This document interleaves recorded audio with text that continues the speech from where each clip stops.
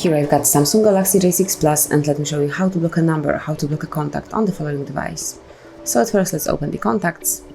Now pick the contact that you would like to block, for example Tony, pick details, and now tap on the more icon, which is three dots one in the right upper corner, and finally select the last option, which is block contact. And now confirm that you would like to block it, and from now on you will not receive any calls or messages from this contact.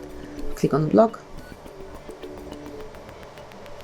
And that's it. As you can see, here is the sign that this number is blocked and he will not be able to reach you.